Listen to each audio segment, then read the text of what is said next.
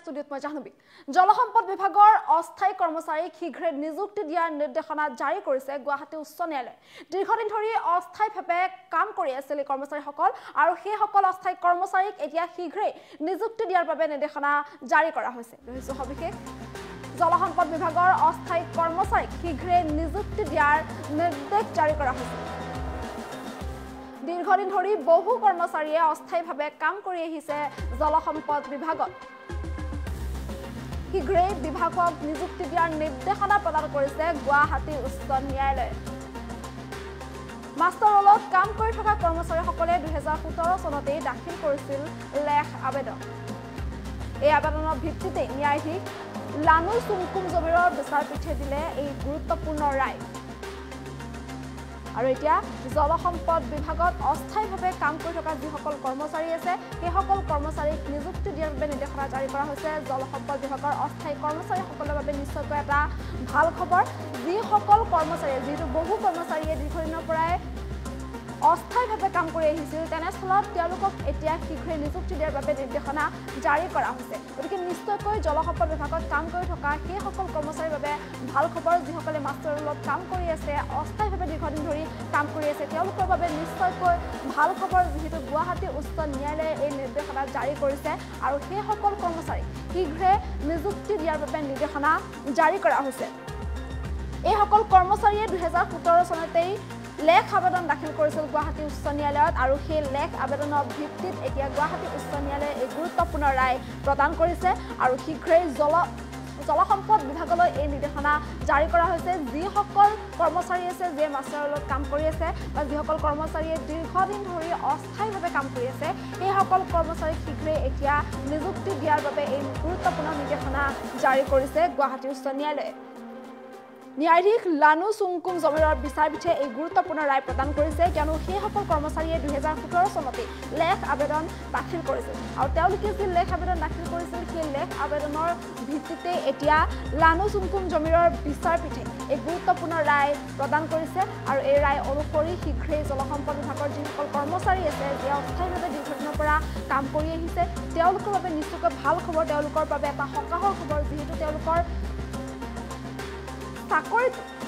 নিযুক্তি দিয়াৰ লগে লগে বা তেওঁলোকৰ চাকৰিত নিযুক্তি দিয়াৰ লগে লগে বা তেওঁলোকৰ চাকৰিটো অস্থায়ীৰ পৰা স্থায়ী হোৱাৰ লগে লগে নিশ্চয়কৈ তেওঁলোকৰ বাবে এটা সকাহ হ'ব তেওঁলোকে দীৰ্ঘদিনৰ যি তেওঁলোকৰ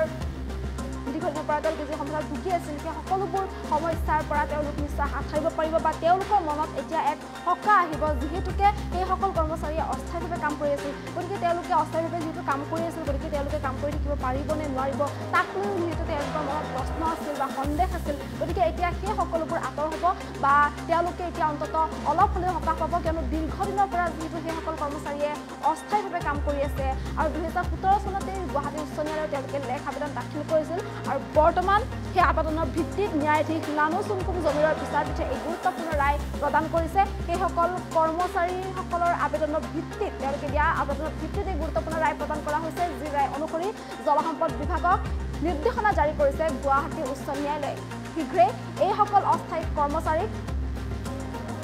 নিযুক্তি দিয়াৰ বাবে এই গুৰুত্বপূৰ্ণ নিৰ্দেশনা জাৰি কৰিছে গুৱাহাটী উচ্চ ন্যায়ালয়ে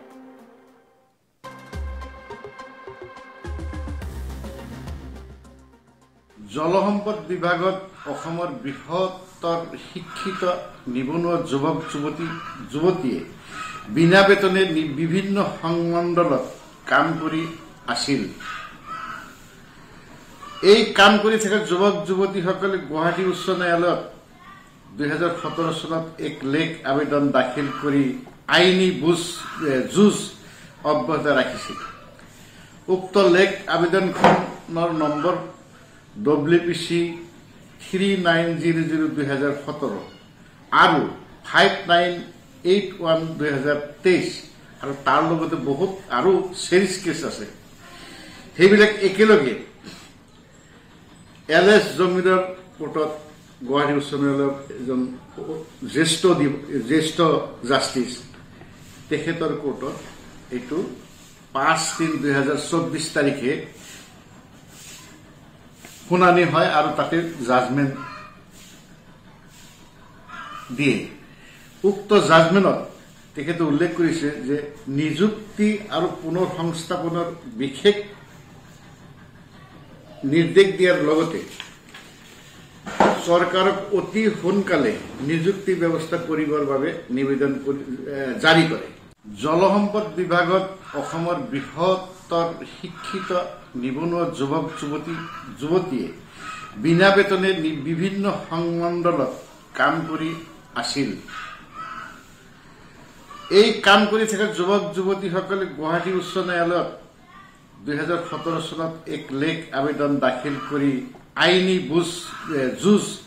অব্যাহত ৰাখিছিল। উক্ত লেখ আবেদনখনৰ নম্বৰ WPC 3900/2017 আৰু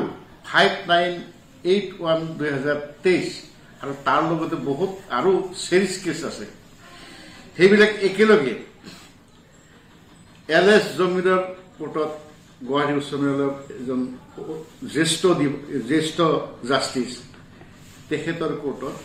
এইটো 5/3/2024 তাৰিখে শুনানি হয় আৰু তাতে জাজমেণ্ট